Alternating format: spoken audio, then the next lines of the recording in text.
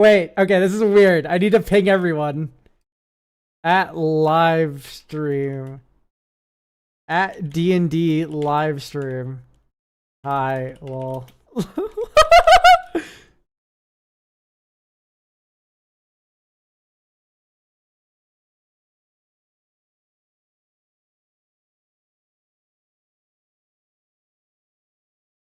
I'll ping everyone for the first one because it's funny.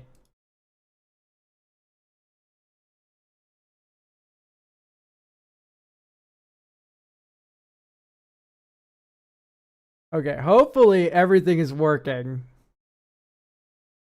Hello, Ewert. You're the first person here at the D&D stream.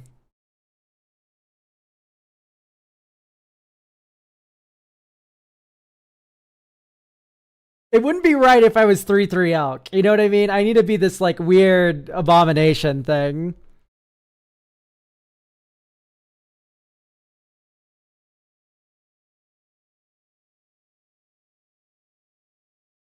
Hello, everyone. Welcome. I'm knocking over everything for fun.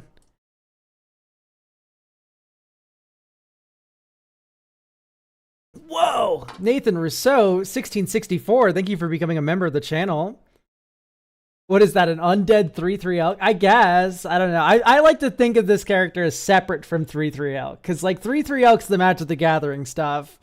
And this is the D&D talking stuff.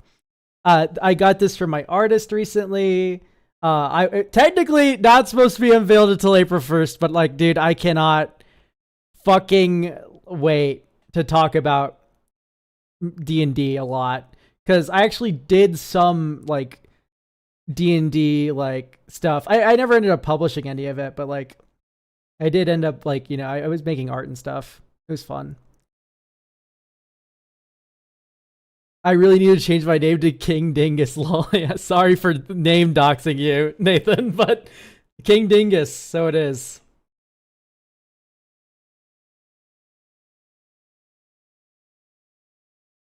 Oh my gosh, we have 35 viewers already on Twitch, which is super nice. Is it okay for me to say that it's hot? Lol. All right, you know, I don't like to publicly acknowledge stuff, but like based, you know, stuff like that, I don't typically like to go out and go, yeah, I thirst trap too, but like this time it's true. For sure. Mining Lad, thank you for the tier 1. I have no idea how this is going to work, by the way. This is mostly just like a proof of concept kind of stream. We're kind of just going to hang out and talk about D&D, I think is the idea. I have not played Daggerheart. No, I haven't. It seems cool, you know. Seems fine. It seems more simple, right? Am I stupid? I know you have like 2 types of like dice and like stuff like that. TTRPG or specifically D&D. I think TTRPG in general, I mostly talk about 5e and stuff. It's just the system that's the most easily piratable, which is like what it's all about, really. I would call 5e D&D the most accessible. Daggerheart's really good. I'm happy to hear.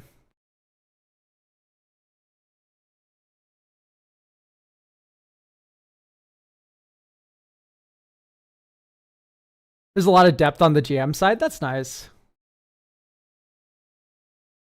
It feels more open-ended. Okay. I kind of like the crunch of 5e, though. I think there's some fun things to enjoy about it.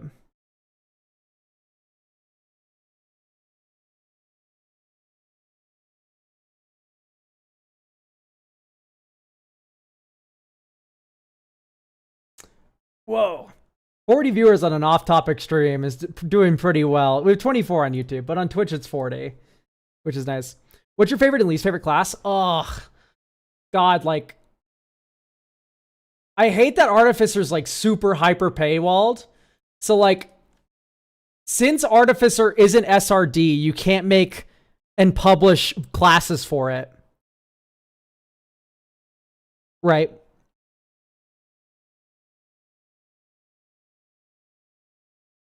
Pathfinder is the most piratable because they have every rule for free on their website. You have never used 5e tools, and it shows. 5e tools is what, like the greatest gift of man.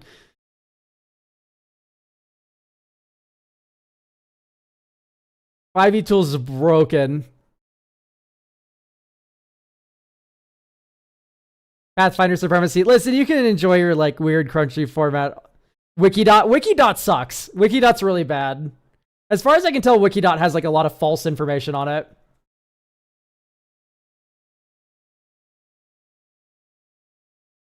Thank you, Shadow of a Doubt, for the tier 1 and starting a scam train.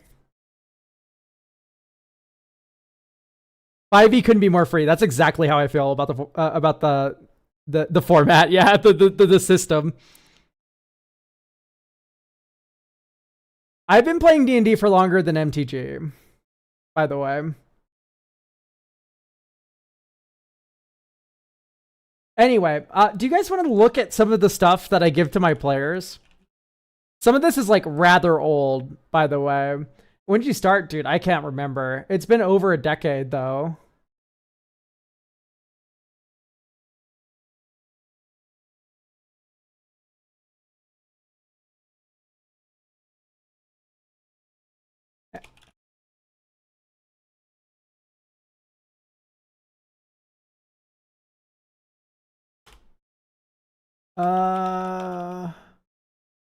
Here, I'll just sign in with Google. How about that?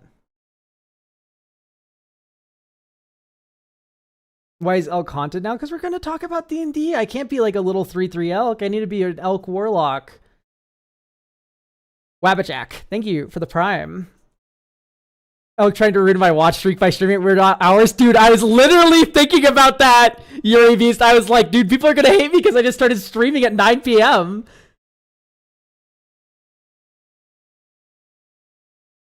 Yeah, so my main goal is I'm going to be uploading videos that are mostly focusing on world building and creative writing and stuff like that for your D&D games. And my hope is that they're system agnostic enough that you can use them in any system.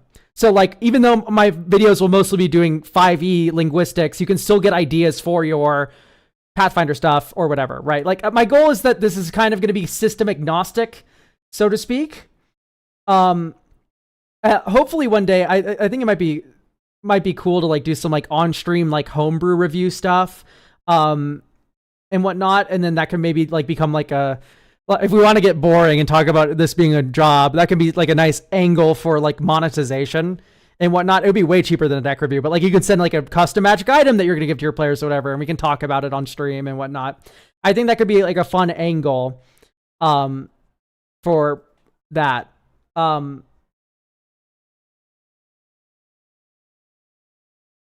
Yeah, so we can talk a little bit about like what I've made before. What to pull up first? I think I'm going to pull up the plants document.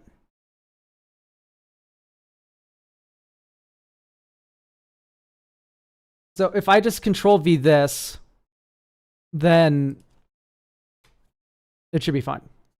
Hooray. Yeah, so I was working on funny plants was the idea. I never ended up finishing this project.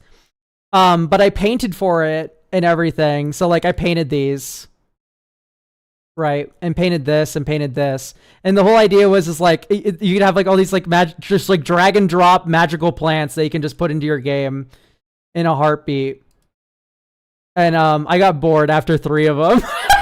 I painted 3 of them, and I was like, dude, this is so much work. I'm done. I got this deep in, and I was just like, no more. I can't do it. It's too much work. But I can at least shove these in a video at some point, you know what I mean? I'll probably rework them somewhat, because I haven't updated this in, like, years. It'll probably be, like, how to make cool and interesting, like, flora for your D&D games. But besides, like, working on this little funny things.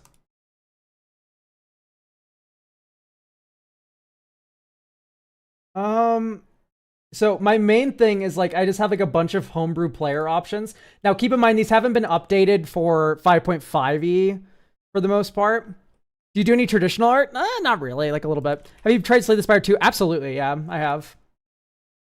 This is the homebrew player option stuff. My first video is actually going to be about these dark gifts here. talking about how to make cool curses in D&D. So we're going to skip over those because April 1st, you guys here first know what my April 1st video is going to be about, which is how to like make actually cool curses that your players want to like legitimately your players might start begging you to be cursed.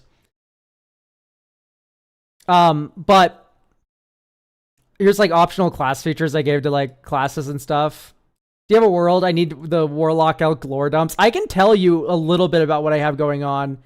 Dude, the Necrobinder is so much fun in Slay the Spire too. Absolutely, I agree.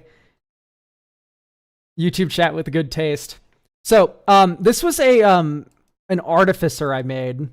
And artificer, and the main thing that I wanted to like fulfill with this one was like the most artificer classes are tied to tools.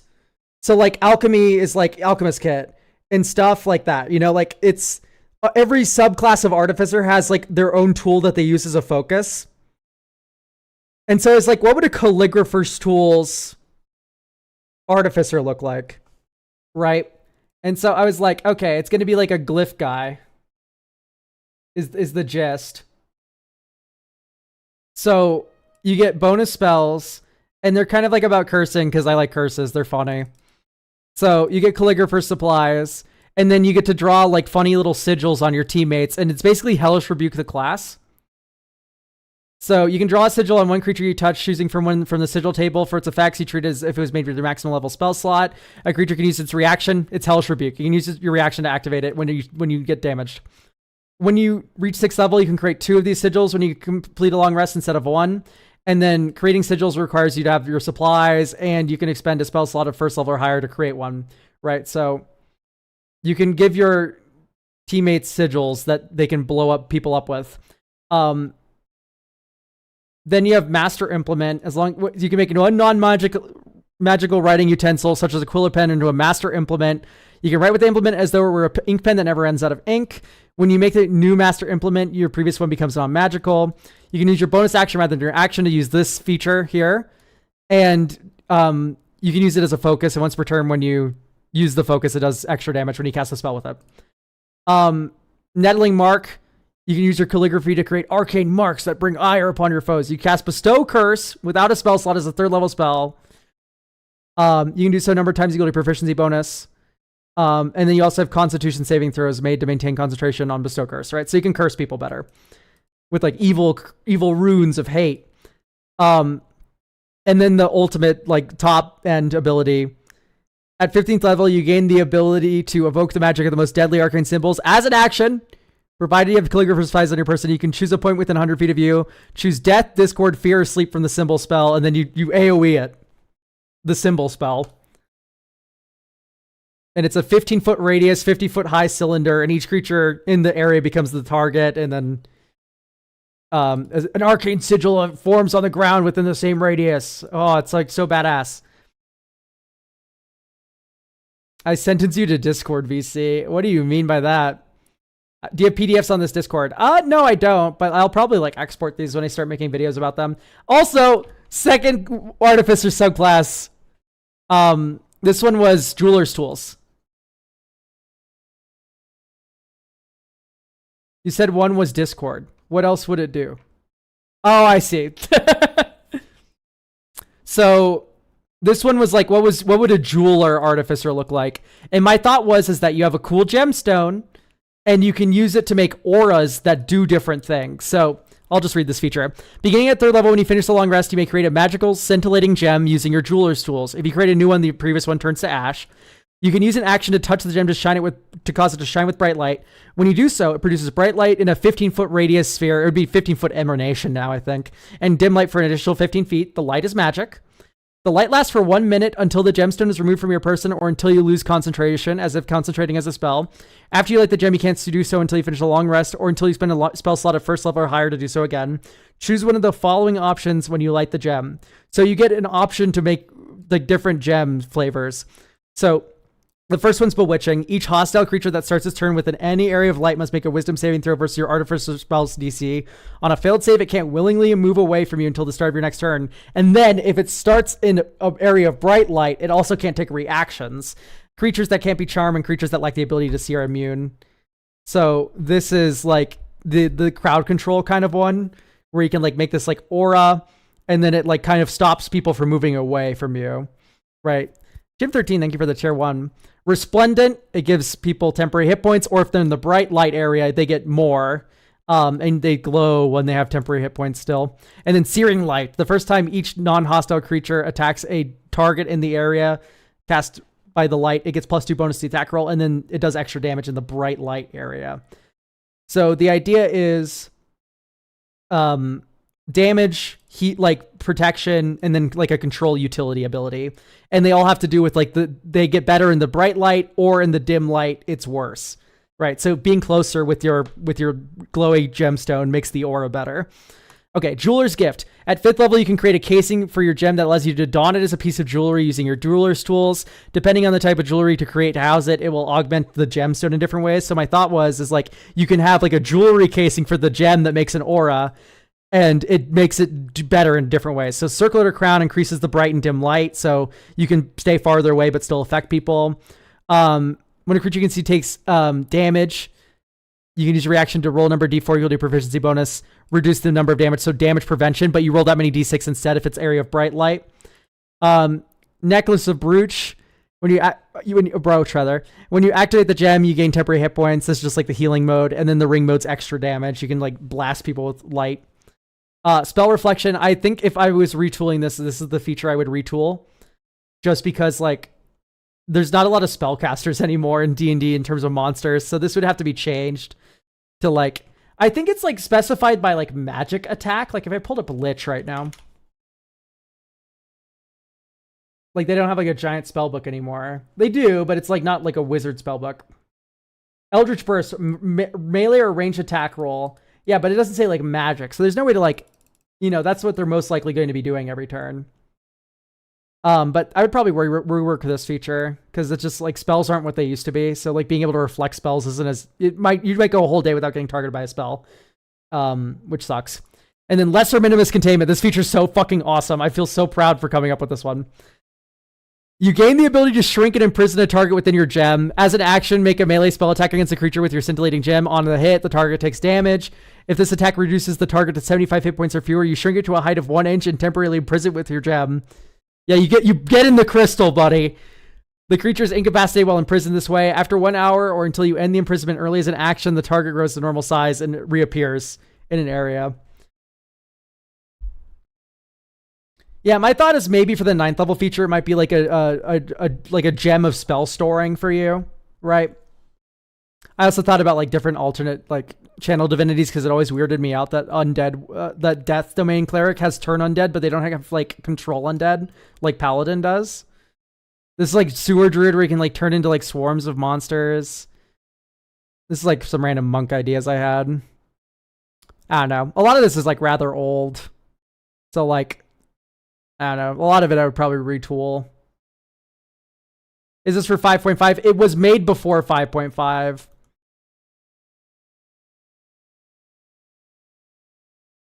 Is this like, yeah, still cantrip invocations are like separated out. But yeah, like not all of these ideas I'm like super proud of anymore, but there's like still some ideas. Yeah, some like random spell ideas I had. I came up with the idea of Tasha's animated cauldron before Tasha's Cauldron of Everything came out.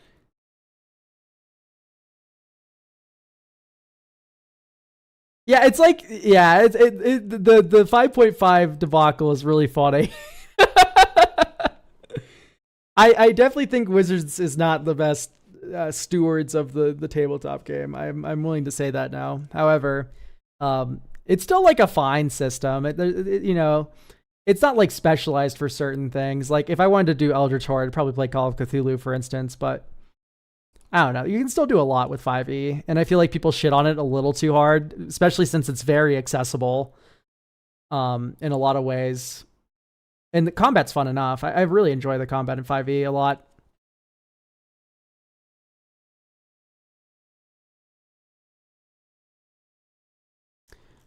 But yeah. So if we want to talk a little bit about like funny, like world building stuff. That I can yap about forever. Let me see if I can find the map.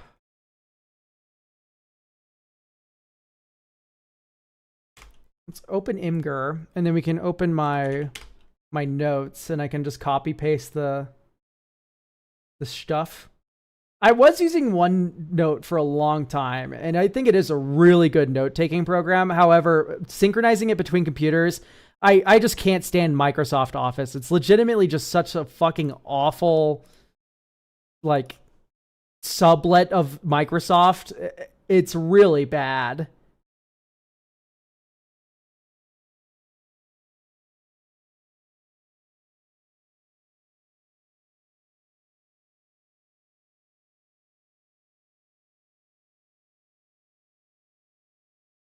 Can I find my... Okay, here we are.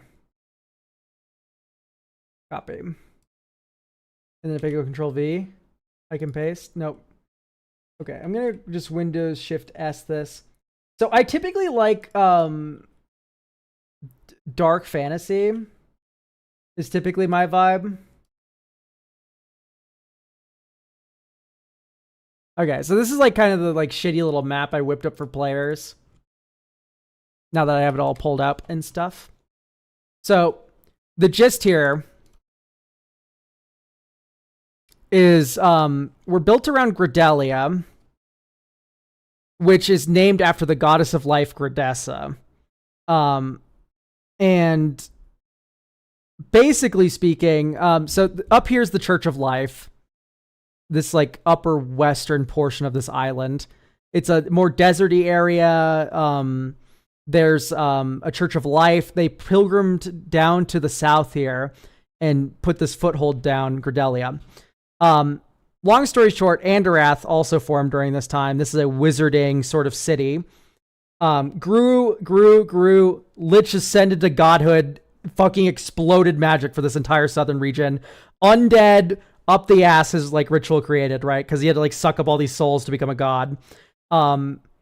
And so that was 50 years ago. And there's this giant undead war. It separated the north from the south. So practically speaking, everyone up north here thinks everyone down here is dead. Like, this is very isolated, mostly like just fucking undead wasteland. Really just uninhabitable. And here in this town, we actually have that Church of Life sect turn into more of a splinter group called the Church of Preservation. The archangel that was in charge of this place, Gredelia, ends up going fucking insane, as you do when you are a angel of the goddess of life and you watch the most cataclysmic death event ever occur. So she's gone insane and she's become overprotective, zealous.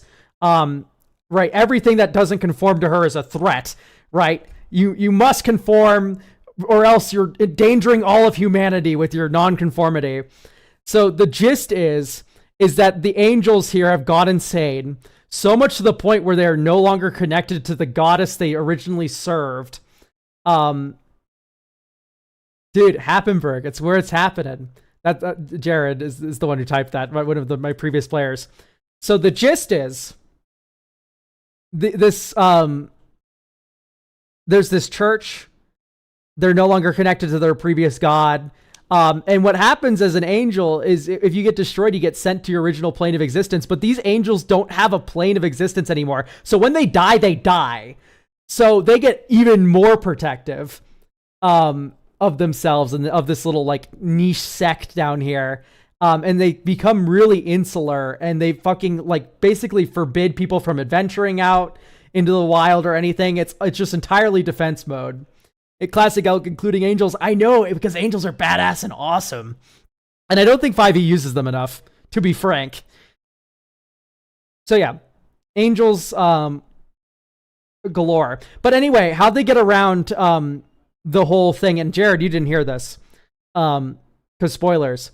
There is an offshore island called Tajek that they have colonized. It's off to the east here. It's like this jungle island, sort of like a Cholt type location. if you're familiar with Tomb of Annihilation and all that. They've colonized this place with a foothold landing zone, and they've started a camp called Redemption. And they send prisoners over there, like murderers and such. They make them do labor off the coast on this prison camp. And eventually, some of them, they like fucking hollow them out with enchantment magic, and then they fucking shove an angel soul into them, because the angels can't reform on their. So that's how they regenerate their angels, is they make them possess humans that they've imprisoned. But they're not killing them, so it's okay. Right? You don't want to kill. You never snuff a life. You know, that's against the Church of Preservation's rules. So this has just become like a horrific cult. Right? Like, that's just become like so fucking diverse from the original Church of Life up here, down in the South. Right. So that's the gist of what that last campaign I started was all about. But that campaign sort of followed apart a little bit. So we're moving either north here to the east, which is Rove. Basically Rove up here. The basic idea is that this country was once they were a very large nation that was under the god of glory, Doln, god of glory in the sun, and very benevolent leader. King dies eventually, as they do. And he has 13 sons because he's a fucking glorious war hero. And the sons can just not divide the kingdom up against each other. So what they end up doing is they end up going to war with each other, and some of them end up making deals with Agriman, who's the god of tyranny and slavery and all that shit.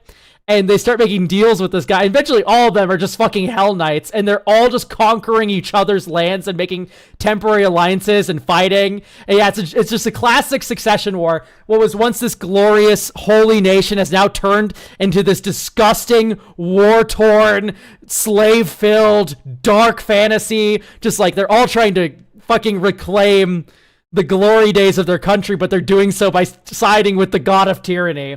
All of them. Because they did it first, so it's not on me. And at this point, the war has been going on for like 50 years. Some of them have died and have been subsumed by other like opportunistic warlords in their places, and that's the entire gist up here. Just evil, fucked up. There's like elves up there who remember the glory days when the old, like, you know, whatever. Like, remember when the glory days were happening, and it'll be fun to uncover all that. Anyway, but then there's up here to the west, which is where the Church of Life is. And my thought here is it's going to be kind of a more organized life religion. The new status quo versus the old gods is going to be the theme up here. So this is war-torn succession war. This is post-apocalyptic, occult, like southern area. And then up here in the west is the Church of Life, which is mostly benevolent. They still do some underhanded things because it's dark fantasy, of course. And then there's these occult old god worshippers that are evil and must be snuffed out. So the gist in my world is like, what I was thinking, this is just like a rough idea, I don't have it set in stone yet, is that life was formed out of these cosmic energies by old gods. Grodess is an old god, and she formed life in her image, all the humanoid races and stuff. But where she took this energy was just from the infinite void. And so you have all these like old elder evil gods that are just like floating out there, just always existing. And they have some very stern words for Grodess's creations, who they see as like abominations of their power, right? So you have this like goddess of life butting heads with the old god worshippers who like want like whatever the old gods want, because they're like, you're practically made out of them a little bit. Basically, Grodessa borrowed energy from like the old ones to make life on this plane, is the idea, the concept of the plan. So it's partially propaganda, but it's also partially true. Like, I think, in my opinion, the Church of Life is no better than the old god worshippers, but they like to present themselves as. Like, they're friends of humanity versus these evil old god worshippers that just care about the old gods. Whereas the old god worshippers might see themselves more as like, hey, listen, we're kind of made out of stolen energy, and we should probably be, at least, giving some thanks to the old gods as well. Even though some of the old gods might be like actually fucking evil as shit. But anyway, my thought is that there's a divine war that's been waging constantly over time. And, there's all these like relics from old gods and stuff that you can collect for the church. And that's what the game up here would be focused on, is more like holy relics and crusades and questing for the church. And then slowly uncovering that the church is actually kind of fucked up and evil in their own right. Much like they're worshiping their own old god, Gredelia. It would be kind of like calling, Celestine like a demon of the emperor. Like, you wouldn't ever say that unless you wanted to be like crucified. But here it's like the truth also, right? Where Gerdess is kind of an old god herself. And then, we have like more modern gods that were formed after and from this world, and whatnot. So those gods are kind of this world versus Gerdessa being not of this world, and the old gods being before the world, right? And that's going to be the kind of dilemma there. At least a gist. I also had some ideas for like some more like tyrannical elements. My first thought was healers. So healers being, the thought is that, you have these people born with natural healing abilities from Gredessa's gift or whatever, like blessing on the nation. And being born a healer is actually secretly a fucking awful fate, because you're just taken from your family as a kid, trained up to be a child soldier, and then sent out with adventuring parties to go reclaim unholy relics so they can be destroyed or imprisoned in the church coffers or something. And the gist is I think the way that's going to work is that healers use their own life to like heal people. So, like, the more you heal, the quicker you're going to die. Like, the shorter your lifespan is. And so because of that, you want to get healers really young. Like, you want to send these people out when they're 13 years old so they can heal as much as possible before they just fucking fall over and die. And so you might run into a healer who's like, oh, actually, there's shadow magic that allows me to absorb life force. So I'm able to keep healing and using my gift, but I'm also doing some evil shit on the side, like using black magic against the church's like opposers or whatever. So there's like some fun ideas that can come from that as well, that I'm interested in exploring quite a bit. Because like, let's say you have like a character who's a healer who's flipped over to the elder evil side. And you meet them, and they're finally like, you finally learn like, oh, healers spend their life force to heal people. I needed to do this to reclaim the life like span that I lost. Like, I could only do this through necromancy, right? And using this relic that extends my lifespan from the Holy War or whatever. So that's a very interesting fucking, like, so like dynamic, where it's like, do you take this fucking unholy artifact from this person who just wants what they lost back, or do you let them keep doing that? Right? It's kind of fun. So yeah, that's another like idea I have for up here. So I only have this island kind of fleshed out, but I don't know. I think it'd be cool to think about some other things, like what could fit in dark fantasy. But generally speaking, I like to examine like churches and like governments and stuff when I'm doing D&D. And I like to have all these like little niche factions that are working against each other and sometimes together and stuff. And then the players get to stick their fingers in all these different pies and stuff and make all these enemies and friends that help them out or hate them. Michael W. Brennan, thank you for claiming first. New avatar looks cool. Thank you. Yeah, it is a new avatar for D&D stuff. That's the idea.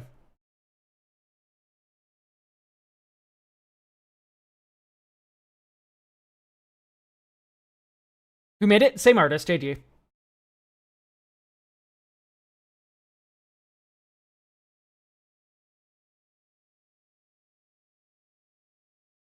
Oh, okay. Anyway, that's enough yapping about my D&D campaign. Do you guys have any like D&D questions you want to talk about or something?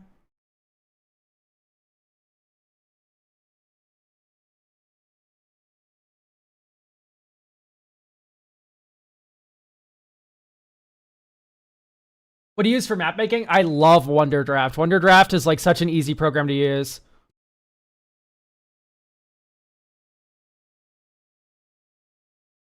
How long have you been playing TTRPGs? At least over a decade. I think I started playing like when I was like 14 or something. I started DMing. Something like that. I'm making my first character for Pathfinder 1E. Any experience or advice? I do not have any experience with Pathfinder. But typically when I start making a character, my first inkling, like creative writing wise, is always like, what is driving this character to adventure? And how can I make it diametrically opposed to like what they want to do?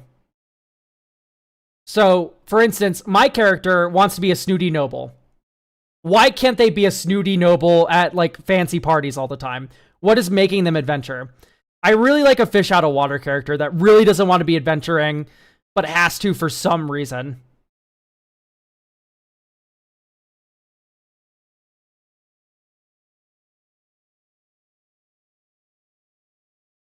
I haven't used Dungeon Draft at all. Typically, I'll just like dry erase marker on a giant like dry erase grid, and I've been having a lot of fun with that as my main method. I'll take some examples of like battle maps from online to like inspire me to like draw the fucking shit on the grid. But how do you deal with the party you're DM for TPK? I literally do not know what you mean. Can you translate this into English? If we're talking about how do we deal with a TPK, then it's like you just got to pick up and move on. Mike is clipping a bit. Sorry. There you go. I turned it down a little bit. Hopefully I'm not like super quiet now. Let me know if I am. Hexes or squares? I prefer squares. And okay, hexes are better for outside. When you're like outside on like a wide sprawling open map, I like hexes a little bit more, even though I don't use them. But I like squares better for like buildings and stuff. Right? So like for like dungeons that are like fucking composed of only straight lines, I much prefer squares. Much prefer it. What makes hexes better for outside? It's a lot more realistic, the movement. Right? Because diagonals are accounted for. Whereas squares, diagonals are not accounted for.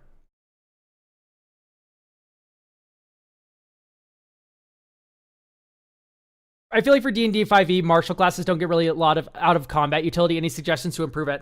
Yeah, I would recommend retainers mostly. So like squires for warriors, like fledgling barbarians and stuff for your characters. Like let them have like a little entourage of sorts. Not that they bring into combat or anything, but that see them as like this giant brawny hero. They couldn't learn magic, but they make a fine, like knight or squire or something.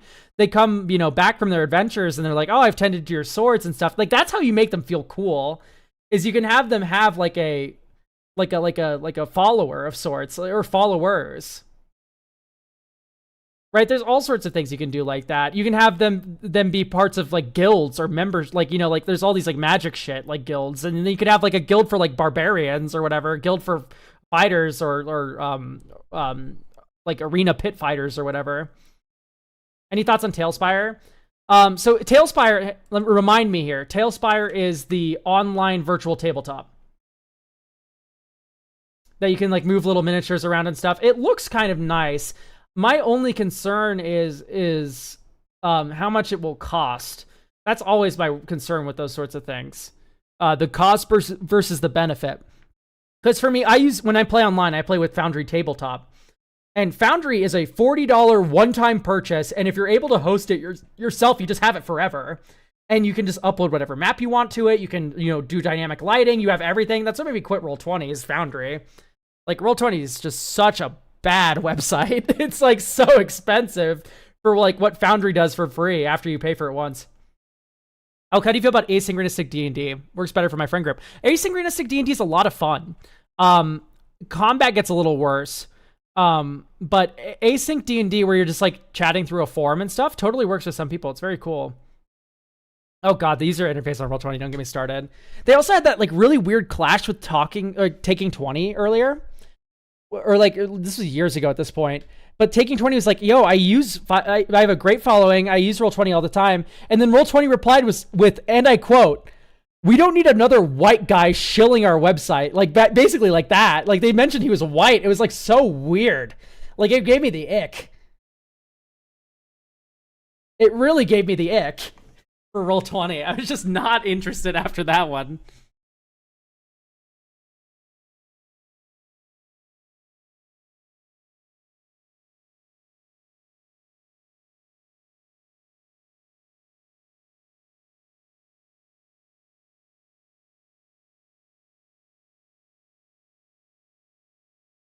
Yeah, it was really weird.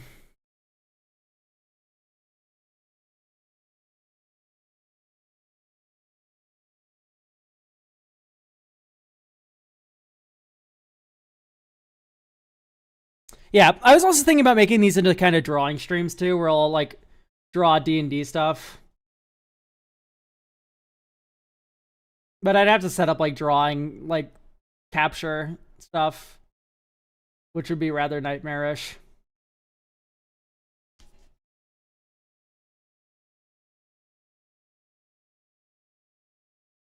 This music is a bop. Do you have a list going? No, I don't have like a playlist or anything. This is just like my like music.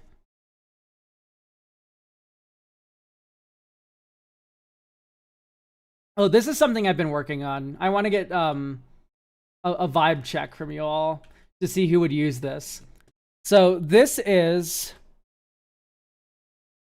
a party history generator. So the joke is that you can use this for one shots and also starting in like the middle of a campaign with a party that's established to already know each other. So for instance, if you are like starting at 7th level, you can go, okay, great, we are at level 7. And then we can go and roll on these tables to generate a history for this adventuring party that allegedly has been adventuring together all this time. And the thought is that you can do checks, you get rewards from each of these rolls, and then at this point you've built up a party history and a little bit of magic items and stuff, and they have stories to them that you can share as a party, right? So my thought is that the apprentice missions will be rather simple and low risk, right? You'll just make a couple of checks and then you're done. And then it'll get a little bit more choose your own adventure the more higher up and legendary your quest gets. So there's like 40 of these. It's just one player makes one check, another player makes another check that are both thematic, and then you consult the table. And then here's what happens. Like, oops, you guys fucked up really bad. You get superficial scars, but you get nothing else. Okay, now you have some scars you can like tell stories about or whatever. Or like, you get like a little curse that's like very small or minor, right? Like, oops, whenever you take fire damage, no matter how little, you also start burning. Like this is like not character crippling. It's just like a funny little flavor curse that you have on top of your normal stuff, and you can eventually get uncursed some way or whatever.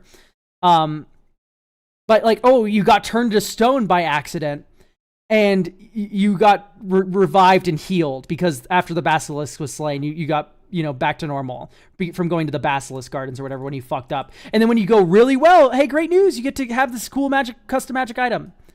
Yeah, exactly. It's for Session Zeros for one shots, like a one shot where the entire party's level 10 and they're supposed to have already known each other and been adventuring for a while. And then that's when the one shot takes place. This is what this is for. Right. So I'm coming up with like a bunch of different, like a bunch of funny, like level 1 adventures. And then also, it will be very helpful for campaign ideas, right? Like, oh, a band of barbarians. Okay, great. I can steal this for my campaign. Oh, a blessed spring. That would be a fun thing for my players to encounter in my D&D game, right? And you can kind of just steal these as like D&D ideas as well.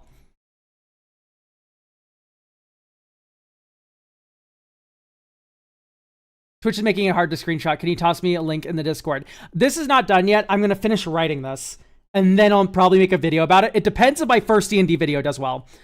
Which is once again about curses. The first D&D video.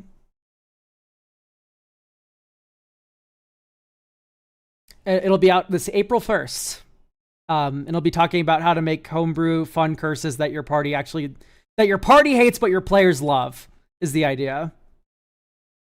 Because I think we've all had an experience where our character gets gimped in some way and then we just feel fucking awful at like the player and not the character.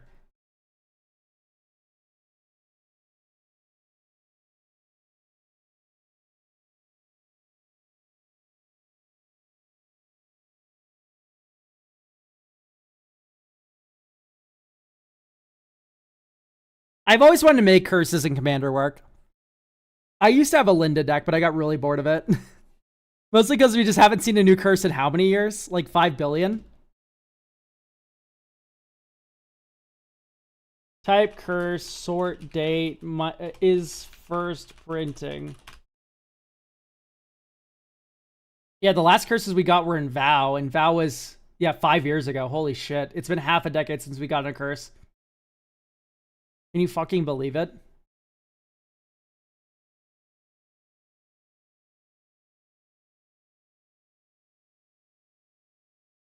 Oh my gosh, your name also has Warlock in it. But yeah, the idea for this character is that he's a Warlock of Adar, and I would name like the D&D talking yapping show Darkburger Helper. That was the idea, but then I didn't want to go through the hassle of like making like a new channel or anything. And plus, it's like kind of a niche joke, Darkburger Helper. So I'm just like a little skull Warlock boy now, and then I talk about D&D, I guess is the gist.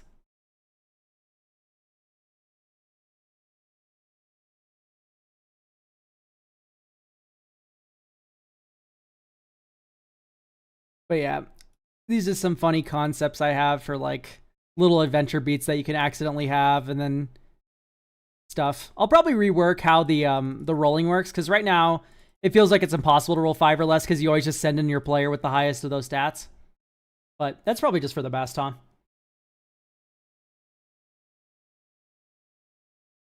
The 3rd level Elk Warlock. Another problem with Linda is she doesn't have white, and some of my favorite curses are in white.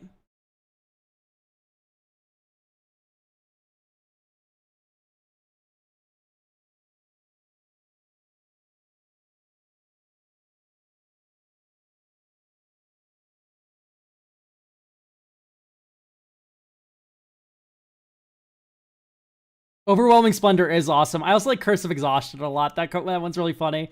Targeted Rule of Law is really cool.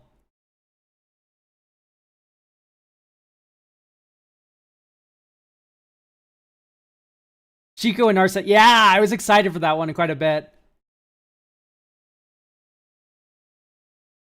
That one was very cool and on my radar. I remember that was the one I brought up during the Malltown stream when we were doing the set review of Tarkir Dragonstorm. I was talking about Chico and Narset. But anyway, I'm just really happy that there's like a very heavy overlap between Magic the Gathering and D&D, where I'm able to just like kind of do a little pivot into D&D a little bit, especially since I've been really tired of Magic recently.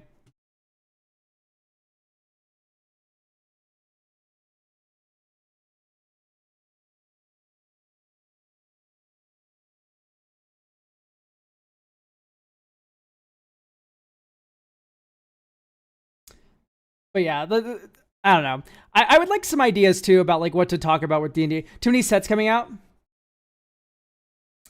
It's Universes Beyond too. I'm getting sick of it. I'm really I'm tired of my game being an advertisement. I'm tired. I just don't like it. It kind of it's fucking with me. I'm probably gonna make a video here soon. That's like kind of a critique of the current state of Magic. And that'll be before the D&D video comes out. It'll be in March. So March is going to be budget deck into that critique of Magic and then what to do about it. Because I don't like to just like critique willy-nilly without like, here's some routes to like stay interested like I've been doing. And then moving on from that, critique video will be the first D&D video. And then hopefully if that D&D video does well, and by the way, my definition of does well is it's like, it's 15,000 views. Getting continue with the Magic Mirror. Of course. I want to emphasize this. I am not stopping Magic the Gathering at all. That's so far away from the truth. Right. I love Magic. I don't like how to phrase it. I like Magic a lot. Magic the Gathering is a very fun game. I don't like 2026 Magic. Will this be a different channel or nah? So something you need to understand is, well, it would be very nice to have it be on a different channel for clarity and organization and categorization. The investment and the risk I am taking on by uploading onto a new channel is really bad.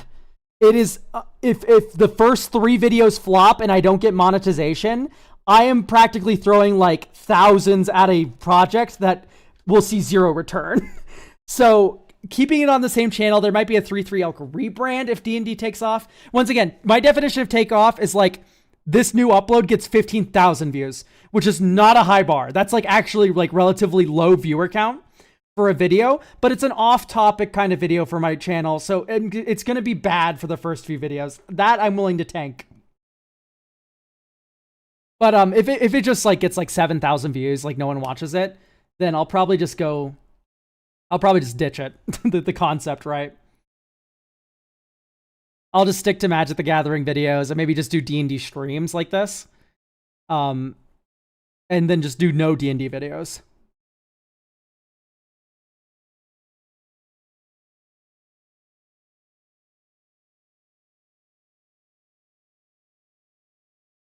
Would you say you're more excited about the future of D&D versus Magic? No, D&D has an awful, awful future. I really don't like the prospects for D&D or Magic, but I think Magic the Gathering is a lot more rooted in the company of Wizards of the Coast, whereas D&D is more owned by the players. That's 100% how I feel. D&D is 100% owned by the players. Magic the Gathering is owned by Wizards of the Coast. You're able to take parts away and make it your own. You're able to take Cube. You're able to take your casual commander group, right? But the RCQs are owned by Wizards. Do you know what doesn't have RCQs? D&D. D&D is 100% player-driven, player-owned, player everything. So I don't think D&D has a bright future in terms of like whatever. Yeah, exactly. Tabletop gaming is decentralized. A company cannot own it. They own the rights to D&D. They do not own the community, right? Yeah, you can literally spend $0 and run D&D.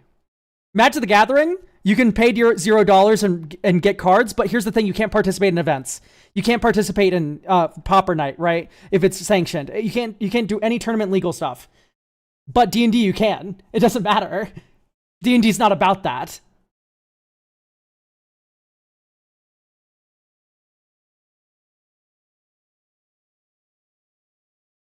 So yeah, that's what has me pulled more towards D&D.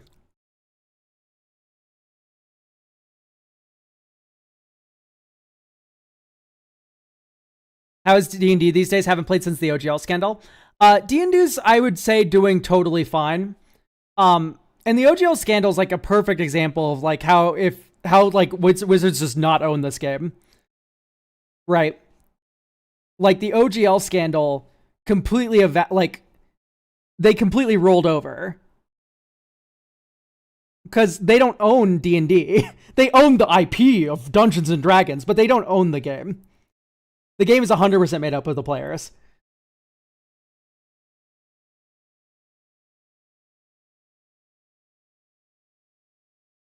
They could print rules tomorrow that are like women have a cap of 8 strength, and they can go like full like fucking insane with like rules like that. Guess how many tables are going to use those rules? 0. 0 of them, right? Like no one's going to use new rules that they don't like.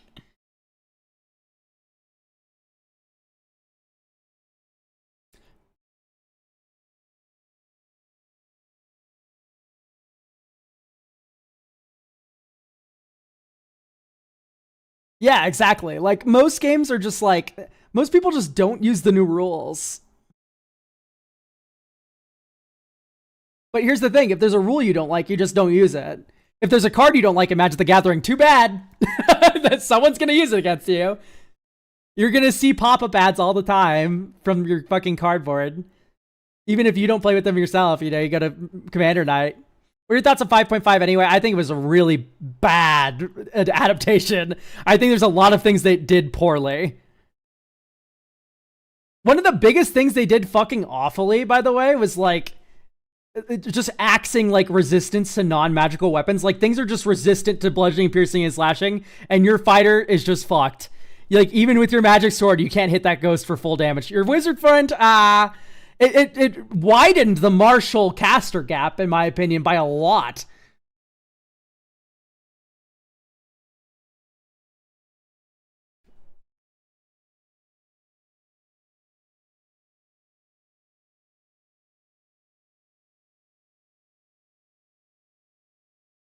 I like the weapon swapping stuff. Yeah, I like the weapon swapping stuff. I like the idea of weapon like stuff, but there's like the weapon arts is cool, but like I don't like the implementation. It feels like a little stunted. Like it's half baked. It feels like I'm looking at playtest material. You know what I mean? They had to meet a deadline and they met it, but they shit out a half baked product. That's what it feels like. They didn't have half of the wizard subclasses reworked. Like, what the fuck are you thinking? Like, legitimately, you are only going to give us half of the wizard subclasses in the fucking PHB. You are an idiot. I am never buying a book from you ever again. I have never seen something so anti-consumer in my entire life. And lazy and awful. Yeah, Artificer wasn't main book either. Like, it's not SRD. You can't make... I would not be allowed to publish the subclasses I showed you earlier. I would not be able to publish those because Artificer's not SRD. Am I wrong in saying that? Has that changed?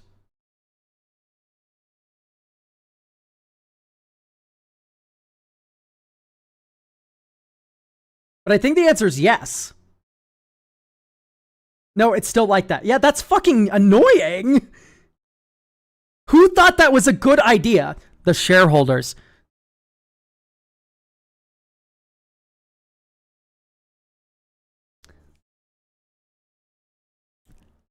But great news. Great news. Guess who can make videos about them so you can use them, even though I'm not selling them. Ding. Is the CR difficulty calculator still useless? Yeah. Sadly, combat is one of those things where it's either you've played for a decade and you know how to perfectly balance encounters, or you like have to like adjust it. Luckily, for most DMs, you can kind of just fudge a little bit. I think fudging is a very heavily like contested topic, but like if a combat is ending in 3 rounds and nothing happened, I think you're allowed to fudge. I think you're allowed to fudge.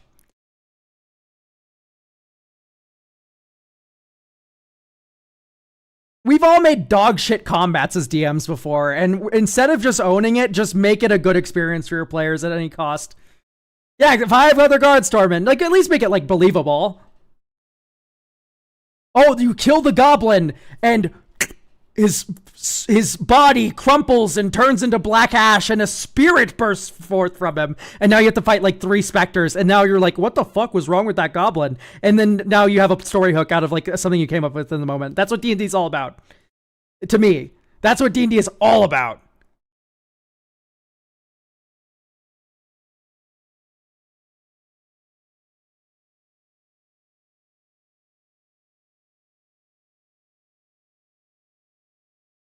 The goblin is full of demons.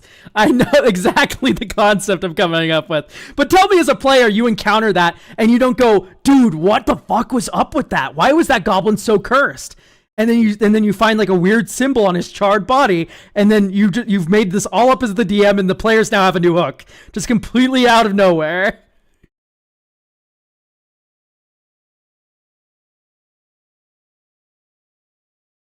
Okay.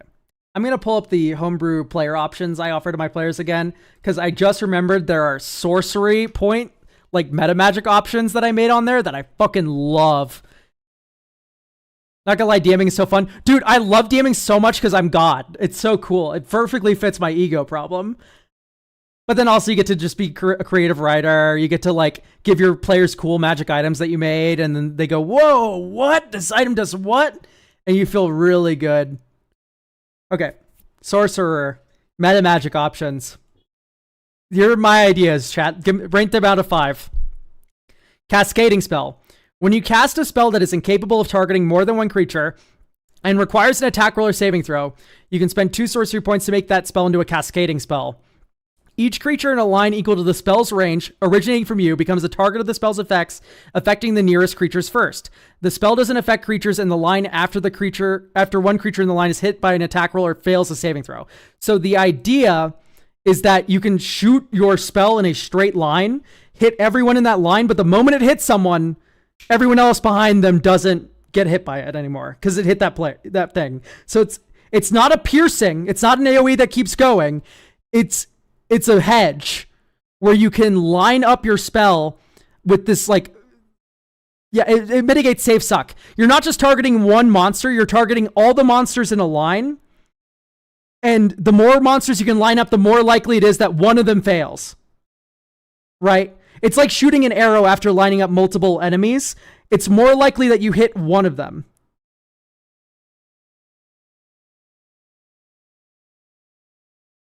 Right? So you cast Hold Person and you line up 3 goblins. The first goblin saves, the second goblin fails, the third goblin's safe because it stopped after the second goblin. That's the idea of cascading spell. And it's also positioning matters. I love items that matter about positioning. Anything that like forces players to move, to line up enemies against a wall and knock them in.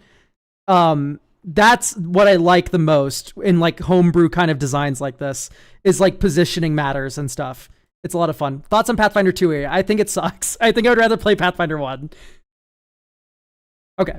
Inevitable spell. When you cast a spell, and you can spend 1 sorcery point to cause damage to the spell to ignore resistance and prevent any target from having advantage on a saving throw against it. You can use it if you've... This is mostly just a space filler. I had to fucking fit all these lines of text in. And there's like a space and a gap, and I had to fill it in. This one's like a throwaway one. It's like whatever. Transference spell. Okay, this one's the weirdest one, I think. When you cast a spell that has 1 or more targets and needs concentration, you can choose to spend sorcery points equal to the spell's level, in parentheses, one for cantrips, to make it transferable. You have disadvantage on the saving throws made to maintain concentration, but if you lose concentration as a result of taking damage, you can use your reaction to choose a new target for each original target and cast the spell on them without the use of a spell slot or components. Each new target must be within 30 feet of an original one, and you must be able to see each new one. The echo of the spell is weaker and can't use meta magic. So the idea is if you cast Hold Person on a monster, you can spend 2 sorcery points, and when your concentration ends, because you got hit, you can move that Hold Person to a new monster. Same thing with like Charm Person, right? You charm 3 people, you get damaged, you can move those 3 charms to 3 new creatures, is the idea.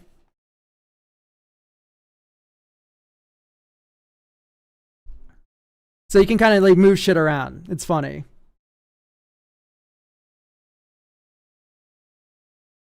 Okay. Next up, Warding spell.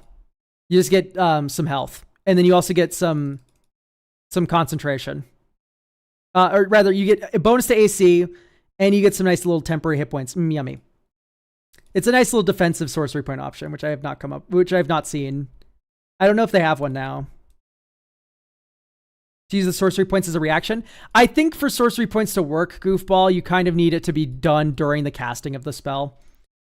Okay, Widen spell, this one's really simple. When you cast a spell that affects creatures in an area or whatever, that affects an area, I think it should just say, not creatures in an. When it affects an area, you can spend 1 sorcery point to affect creatures that are not in its area's effect. Oh, okay, this makes more sense, actually.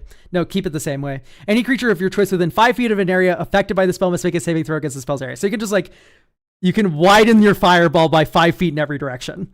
Right, so yeah, exactly. Bigger fireball. Bigger lightning bolt, right? You can have a wider lightning bolt. Stuff like that. Okay. Lastly, Wreathing spell. You can wreathe yourself with the energy of the spell when you cast it. Until the start of your next turn, you have a +2 bonus to AC versus ranged attacks, and you get some spell thorns, right? You get thorns. When a creature within 5 feet of you for the first time each turn or starts its turn there, you have to make a Dex save, or it fails, it takes damage from the cast of the damage type. Right, so you cast a spell that deals acid damage. You can spend a sorcery point. Until your next turn, you get a +2 bonus against range attacks, and then also does some acid damage to creatures that are immediately next to you. It's funny. Hooray.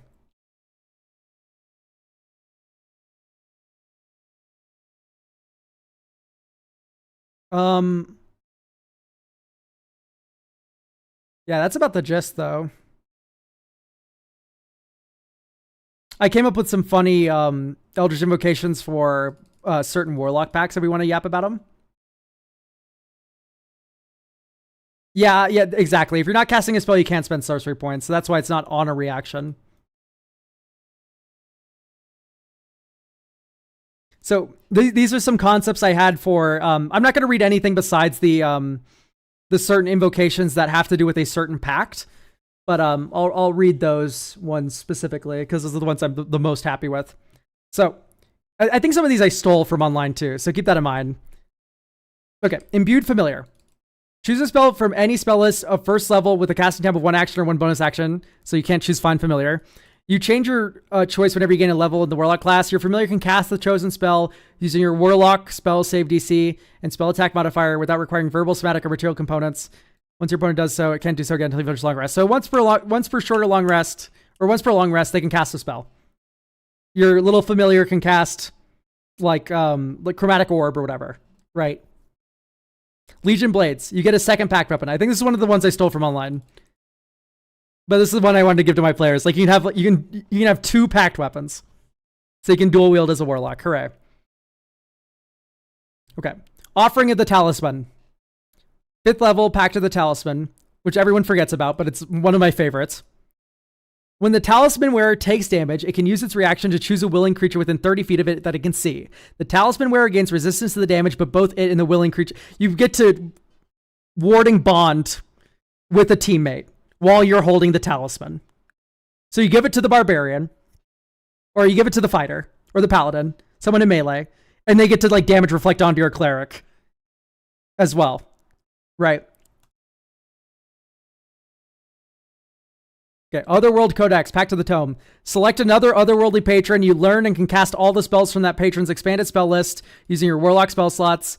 And when you gain a level, you can replace it. So, like, if you're Fiend Warlock, you can choose Fey Warlock and cast all the Fey Warlock spells, right? With your Pact of the Tome, because Pact of the Tome is all about casting. Okay, Planar Bond, Pact of the Chain. It just lets you swap places with your Familiar. And you can do it as a reaction if your Familiar would have taken damage, right? If your Familiar would have taken damage, Dink, you can swap spots.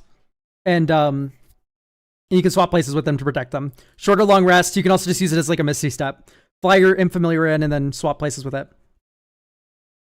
Planar Recall. You can cast Find Familiar as an action without expending a Warlock spell slot. So you can just resummon your Familiar. This lets you throw your Familiar into danger and just resummon it right away without having to do a fucking 10 million year long casting time thing. Like, it helps incentivize melee, get like Pokemon, throw your Familiar into combat idea.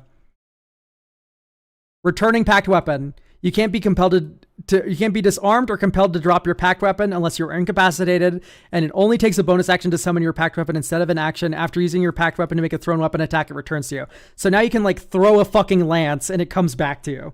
Not a lance, you know what I mean? A fucking spear. Right, so if you have a thrown Pact Weapon, you can have it come back. It's funny. Hooray. Side of the Talisman.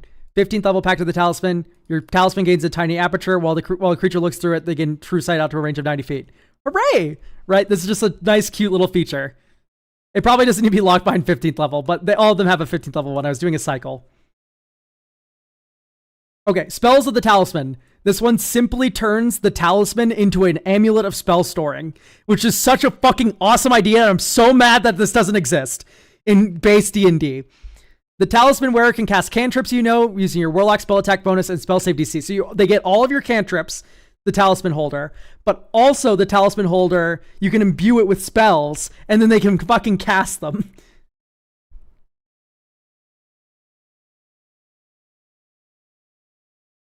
Yeah. When you finish a short rest, you can imbue your Talisman with a Warlock spell or a spell from your otherworldly patron's expanded spell list for 5th level.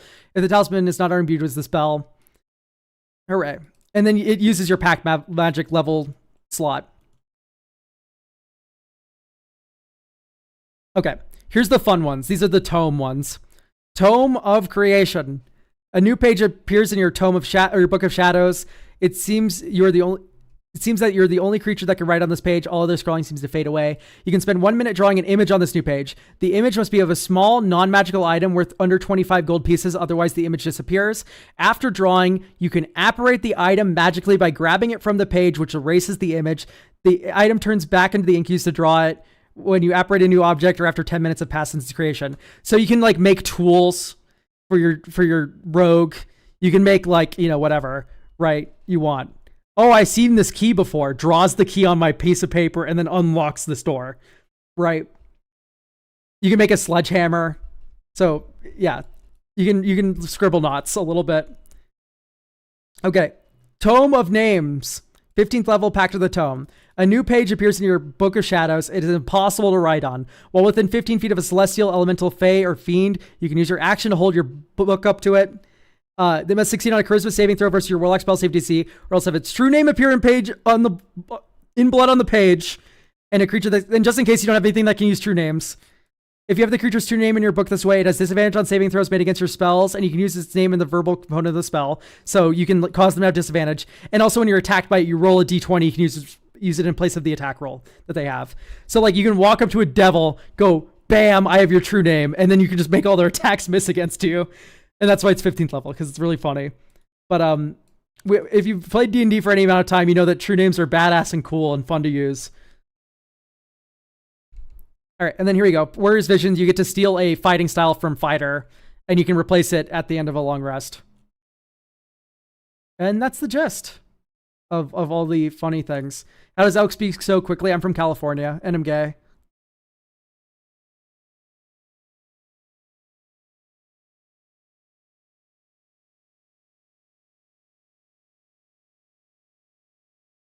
This is a wizard subclass I came up with. I don't know if I'm necessarily the proudest of it, but I'm curious about what you guys think.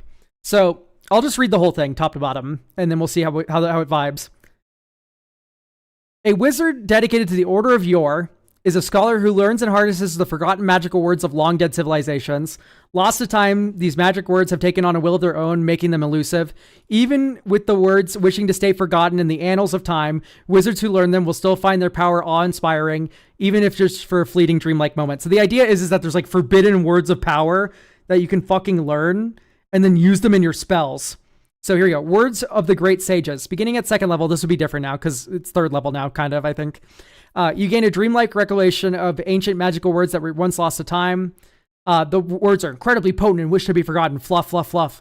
So they take time to recall, and once remembered, they can only be used for a short time before becoming lost again. When you finish a long rest, you learn 2 random words from the Words of Power table. A word can be used in the verbal component of a spell of 1st level or higher to add its effects as a bonus to the spell. Then you forget it. Only one word can be used for each spell. When you reach 6th and 10th, you learn 1 additional word, so you can get up to 4 after 10th level. You forget all unused words when you finish a long rest. I wrote all this, yeah.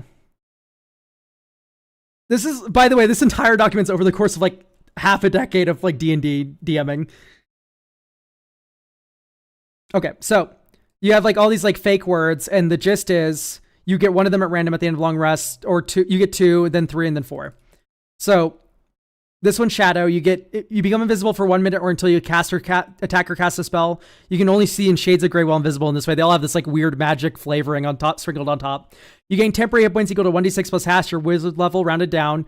You have a +1 bonus to your AC and saving throw while you have these hit points. Up to 1 creature damaged by the spell is carried up to 10 feet directly away from you by a howling eldritch wind is knocked prone. If the spell requires a saving throw, 1 creature of your choice has disadvantage on this first save it makes against the spell. This spell is cast 1 level higher than the slot used for it, up to a maximum 9th level. And then this one's the funniest one. If a spell requires a target that is a single creature, you can choose to target a creature even if you can't see it or it has total cover. It must still be within range of the spell, and if the spell requires an attack roll, you have disadvantage. So you can fucking like homing spells around corners and shit to like hit people undercover. So like your magic missiles will all just fucking curve around a building and hit someone. Or better example, because magic missile targets multiple things. Like a chromatic orb can just curve around a corner and hit someone if they're still within range.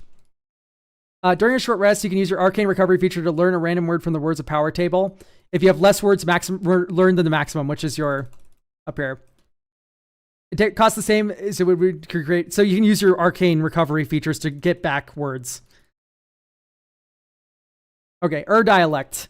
So the whole thing is that this has to do with dead languages. So you learn a dialect that is the ancestor of all spoken language. The language has no written form, is called the dialect. When you speak the dialect, you can communicate simple ideas to whatever hears you, so long as it speaks at least 1 language, because all languages are progenitors of this super weird arcane language. A character who also knows the dialect can carry out a complex conversation with you. So you can only do simple ideas to anyone speaks any language, but if someone else knows the dialect, you can talk normally. While listening to any spoken language, regardless of your familiarity with it, you understand the simple ideas that it's trying to convey. It's kind of like caveman speak, a little bit. It's funny, though. Weirded speech. Your study of the old language of spells has made your verbal components difficult to unravel. Your spells with verbal components can't be countered or dispelled. In addition, you can now use this defunct dialect to confound a creature. You get the confusion spell, but you only single target it. And you can single target it without using a spell slot, but you can cast it normally. And then Revelation of Old. You can briefly open your subconscious. You just get to use all these words once for the next minute. Right? So you just get access to all of these once for free. And that's the capstone of this wizard. So hopefully that seems a little cool. I think it's a little bit goofy in terms of like thematics. Like I think it's a little on the nose maybe, but I like the mechanics of it a little bit. It's kind of cute.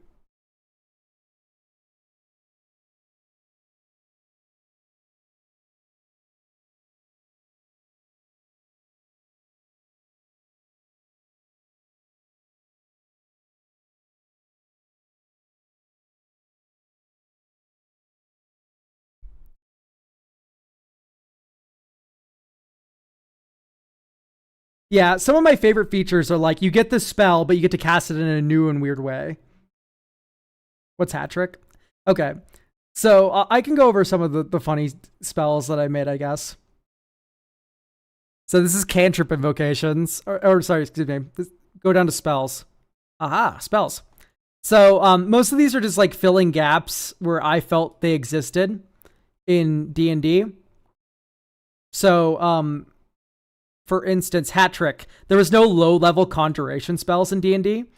So what you can do is, as an action, range of 10 feet, up to 10 minutes, you can summon a swarm of tiny beasts from a hat, pocket, or other similar space. The swarm has the statistics of a swarm of rats. The beasts are friendly to you. So now you have like a little shitty conjuration spell that actually summons something for wizard. Like conjure a wizard. I was also thinking about like cantrips mostly.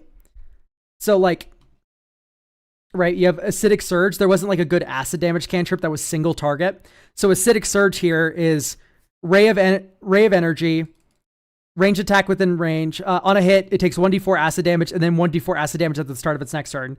And the whole idea here is like it's better for breaking up concentration.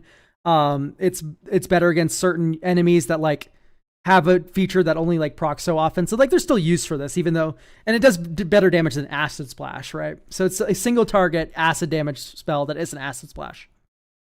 Ancestral callings for melee rangers. No, it just gives rangers a damage app so long as they keep attacking every turn is the idea of this one.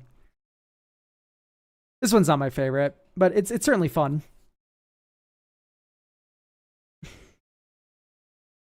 Thousable Swarm. Good old Warlock, funny spell here. Isn't there one from Tasha's Cauldron? I have no idea.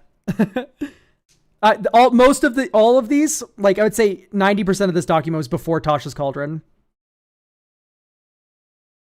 So we have Balzable Swarm.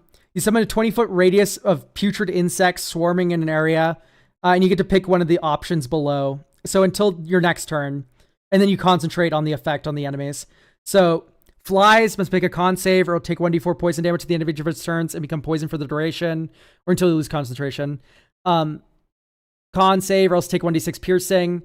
You regain hit points equal to damage dealt. That's mosquitoes. And then wasp just does the most damage at 1d8 at the end of each of their turns. And then you can increase the radius.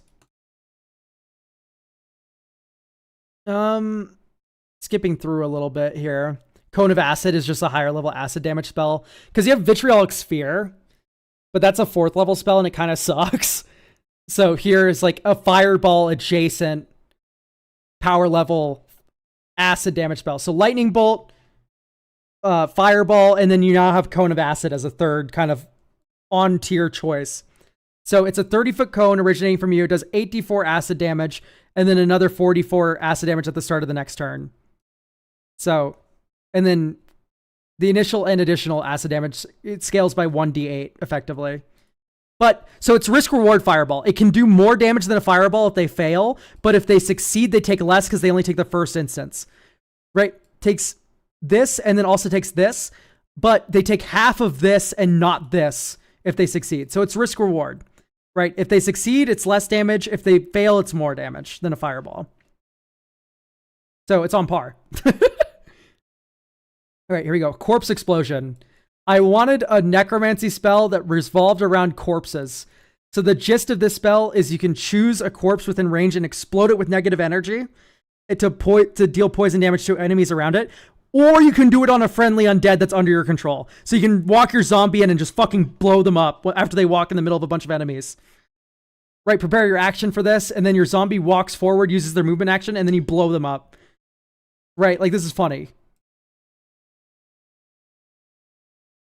Okay, Exalted Weapon. This is my idea for a cleric cantrip, because they really only have Sacred Flame and Toll the Dead as options. So this is a different radiant damage option.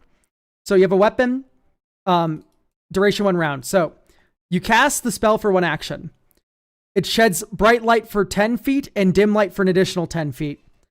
You can choose a creature you can see within the bright light or within the light when you cast the spell. A bolt from your weapon descends upon them.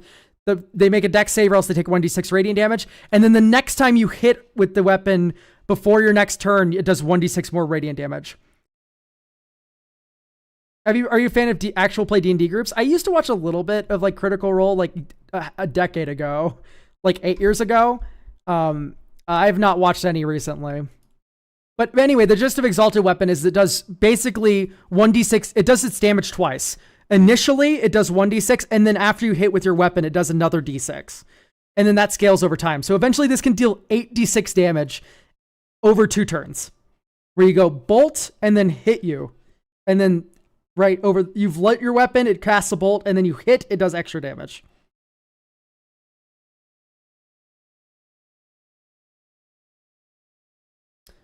Interpose. This is a fun abjuration cantrip idea. This is back when Blade Ward was just like god awful. So I wanted more abjuration cantrips for Schools of Magic without cantrips. So 1 action, range 60 feet, verbal somatic component, 1 round. Choose 2 creatures you can see within range. An invisible force is created between them, impeding their attacks. Until the end of your next turn, whenever one of the targets of the spell attacks another target of the spell, you roll a d4 and you attack and you subtract the number. So the joke is you put on your barbarian and the enemy that the barbarian's standing next to, and they both can't attack each other very well. Right, so it helps both sides a little bit. Even though you can break the parity on it a little bit, right? You can have one person do saving throw spells and just get the free, like, attack reduction. This is a divination cantrip because there wasn't really a good one. You supernaturally mark 1 creature you can see within range. For the duration, you can see that creature clearly through objects and heavy obscurement, so you can see them through walls. The spell can penetrate through most things, but is blocked by a 5-foot thick barrier of stone, wood, common metal, dirt, or sheet of lead. An invisible creature is immune to the spell's effects. If at any point a creature targeted by the spell will become obscured to you by passing by the material the spell can't target or by becoming invisible, the spell ends. So basically, it just lets you track people behind walls and shit, and through like fog clouds and darkness, you can see them through. Which is, I think, a very cool idea for a cantrip. Oh my goodness, everyone's falling asleep. Okay, one more, and then we'll call it quits for tonight, and we'll stream at more normal hours in the future. We have Obscure, an illusion cantrip, right? There's only minor illusion. That's the only illusion cantrip. But here, you can choose a creature you can see within range. The target must make an intelligence saving throw. On the failed save, a second creature of your choice becomes invisible to the first target. Right, so you cast this on a creature, they make an int save. If they fail the int save, you choose a friend of yours or yourself, and they become invisible to that creature. Is the idea.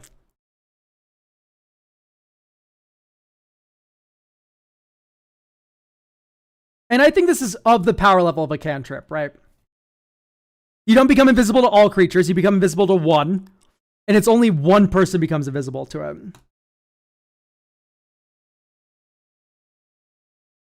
Yeah, we can kind of go through the rest of this later at another point, because it appears that people are getting sleepy and stuff. So, yeah, we'll yap about this later. Hopefully I'll have more writing and stuff. We might do some writing streams where I write live, and you guys can give some ideas and stuff, and yeah, it'll be fun. Anyway, thanks for hanging out, everyone, on YouTube. I might raid out here on Twitch, though. See who's live and whatnot.